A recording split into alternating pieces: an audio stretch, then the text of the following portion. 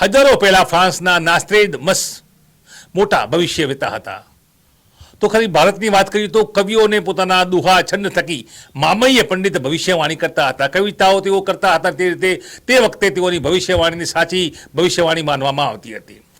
ભવિષ્યવાણીનો દોર, ત્રિકાળ જ્ઞાનીનો દોર કે જેઓ મન કર્મ વચનથી આંખો બંધ કરી ભવિષ્યવાણી કરતા હોય છે. તો ક્યાંક વિજ્ઞાનનો સહારો પણ લેવામાં આવે છે. અંબાલાલ પટેલની આગાહીનો દોર ગુજરાતમાં ચાલી રહ્યો છે. ત્યારે આ આગાહીઓ વચ્ચે ગુજરાતમાં દેશમાં ભારે વરસાદની આગાહી, ખેડૂતોમાં ભય છે. રવિ પાક નુકસાન થવાની, નાશ થવાની ભીતિ સેવાઈ રહી છે. કયા પડશે, વરસાદ પડશે, સતત 72 કલાક સુધી વરસાદ પડશે તેવી આગાહીનો દોર છૂટો થયો છે. ત્યારે પ્રચાર પ્રસાર માધ્યમોમાં વહેતા થયા આ સમાચારોથી ખાસ કરીને જગતના તાત ખેડૂતની હાલત દયનીય બની છે.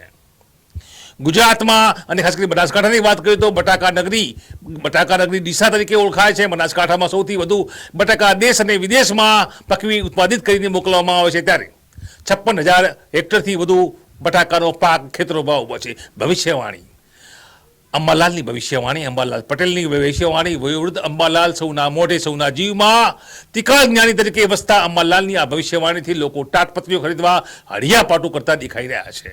દોડતા લોકો તાટપત્રીઓ ખૂટી છે તે રીતે તાટપત્રીઓ લઈ રહ્યા છે. જાન્યુઆરીના 2024ના બીજા સપ્તાહથી જ હવામાનમાં પલટો આવવાની શક્યતા રહે છે. જેમાં એક મજબૂત પશ્ચિમી ક્ષોભ લગભગ 7મી જાન્યુઆરીથી પાકિસ્તાન સુધી આવશે અને ત્યારથી જ દેશના ઉત્તરીય પર્વતીય પ્રદેશોમાં અને ઉત્તર ભારતમાં હવામાનમાં પલટો આવશે. ત્યાંની અસરના કારણે ગુજરાતમાં પણ પલટો આવી શકશે. વરસાદ થવાની શક્યતા રહે છે. તેમાં ઉત્તર ગુજરાતના ભાગો, બનાસકાંઠાના ભાગો, પાલનપુરના ભાગો. ત્યારે આજે વાત કરશું અંબાલાલ પટેલ કે જેઓ સમગ્ર ગુજરાતમાં જાણીતા માનીતા બન્યા છે. ગુજરાતના ખેડૂતો તેમની આગાહીને ઈશ્વરની આગાહી માની રહ્યા છે તેવા અંબાલાલ પટેલ કોણ છે? તો અંબાલાલની વાત કરીએ. અંબાલાલ પટેલ એગ્રીકલ્ચર ગ્રેજ્યુએટ છે. તેમણે આણંદની કૃષિ યુનિવર્સિટીમાંથી BSc એગ્રીકલ્ચરની ડિગ્રી મેળવી છે. તેઓ 1972ની સાલમાં ગુજરાત રાજ્ય બીજ પ્રમાણના એજન્સીમાં એગ્રીકલ્ચર સુપરવાઇઝર તરીકે કામ કરી ચૂક્યા છે. તેઓના પ્રવાસ દરમિયાન તેઓએ પ્રાચીન વર્ષા વિજ્ઞાન, ખેતી, જૈન સાહિત્ય તેમજ જ્યોતિષ વગેરેના પુસ્તકો સાથે રાખી વાંચ્યા છે, સમજ્યા છે, અનુભવ્યા છે. તેમના મતે દક્ષિણ ગોળાર્ધમાં તેમજ દક્ષિણ ભારતમાં જે સ્થિતિ પ્રવર્તે છે તેની સમગ્ર દેશના વરસાદ પર ઘણી અસર હોય છે તેવું પણ તેઓ સ્પષ્ટપણે માને છે. અંબાલાલ પટેલનું નામ આગાહી નિષ્ણાત તરીકે સમગ્ર ગુજરાતમાં જાણીતું છે. ખાસ કરીને તેમની પાસેથી ચોમાસું કેવું રહેશે અને જાણકારી મેળવવા ખેડૂત સહિતના અનેક લોકો તેમના અનુમાન પર કાન માનીને બેઠા હોય છે. ત્યારે અંબાલાલ પટેલની હાલની તાજેતરની આગાહી અને આ આગાહીથી ખેડૂતોના જીવ પડીકે બંધાયા છે. બટાકા નગરી ડીસામાં અને સમગ્ર બનાસકાંઠાની વાત કરીએ તો સૌથી વધુ બટાકા ડીસામાં થાય છે. આંકડાકીય માહિતીમાં 66,000થી વધુ જમીન છે, હેક્ટર. એમાં આ પ્રકારના બટાકાનું વાવેતર કરવામાં આવ્યું છે. જો કે આગાહીનો દોર, ભવિષ્યવાણીનો દોર અને અંબાલાલની આગાહી, અંબાલાલની સચોટ આગાહી તરીકે પણ કાઢી છે. તે હવામાન વિભાગે પણ આગામી 9થી 12મી જાન્યુઆરી સુધીમાં માવઠાની અસર થશે તેવી આગાહી કરી છે. આ આગાહી હાલ ખેડૂતો માટે ચિંતાનો વિષય બને છે. આ આગાહી આપ જોઈ રહ્યા છો તે ત્યાં હસતા ખેલતા સૂર્યપ્રકાશથી ઝળહળતા અને વિકાસ કરતા બટાકાના છોડ માટે ઘાતક બની શકે છે. હાલ તો આપ જોઈ રહ્યા છો આ કુમળા છોડો સ્ફૂર્તિવાન દેખાઈ રહ્યા છે, ઉર્જાવાન દેખાઈ રહ્યા છે, પરંતુ આગાહીની અસર ખેડૂત પર પડે છે. આગાહીની અસર અને તે બાદ આ બટાકા હસતા જે કુમળી વયના બટાકા છે મુરઝાતા મૃતપ્રાય દેખાતા થશે જો આગાહી સાચી થશે તો. પરંતુ જો આગાહી સાચી ન થાય તો શું થાય છે? 66,000 હેક્ટરમાં વાવેલા બટાકા, 66,000 હેક્ટરમાં બટાકા વાવતા ખેડૂતો, તેમના પરિવારો 9થી 12 તારીખ સુધી ચિંતાતુર રહેશે. તેમના બીપી વધશે, તેમની પીડા વધશે, તેમનો ભય વધશે, તેમની ચિંતા વધશે. હવે આ બદલાતા અનુમાન જગતમાં ખેડૂતોએ પોતાના હિતના અનુમાન પસંદ હોય છે.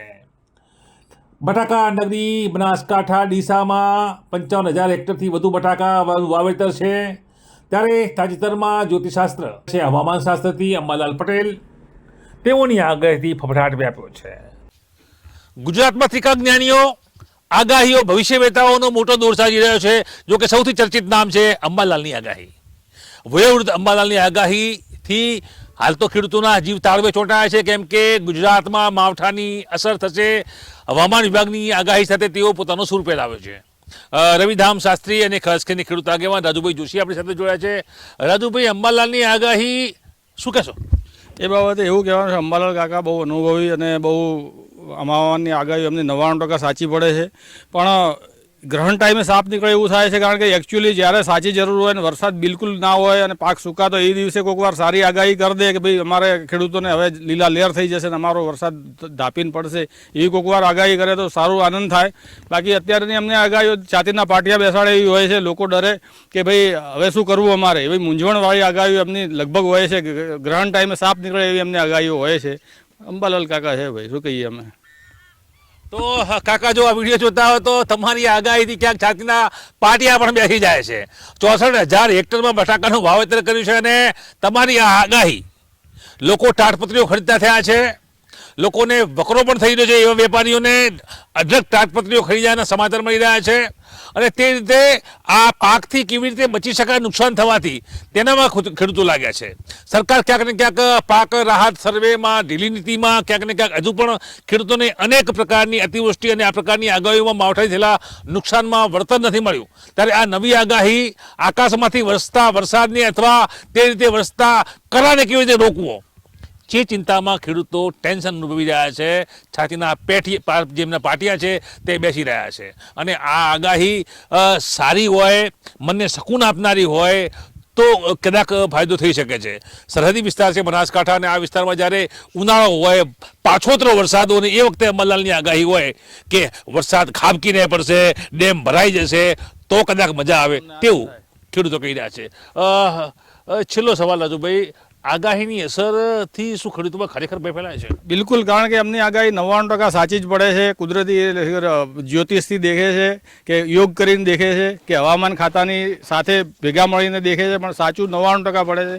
પણ કોઈક વાર પોઝિટિવ આગાહી થાય તો અમને બધાને બહુ આનંદ થાય. તો હાલની આ આગાહી સ્પષ્ટ રીતે અંબાલાલ પટેલ, ભવિષ્ય બેટા તીકલાલ જ્ઞાની છે, તેઓ કહી રહ્યા છે. વયોવૃદ્ધ કાકાને ટુડે ગુજરાતી ન્યૂઝ પર સેલ્યુટ મારે છે કે કેમ કે તેઓ એક સારું એવું કામ કરી રહ્યા છે, આગાહી કરી આગોતરો આયોજન માટે કે, પરંતુ ખમૈયા કરોના સૂર પણ હવે ઉઠવા પામ્યા છે.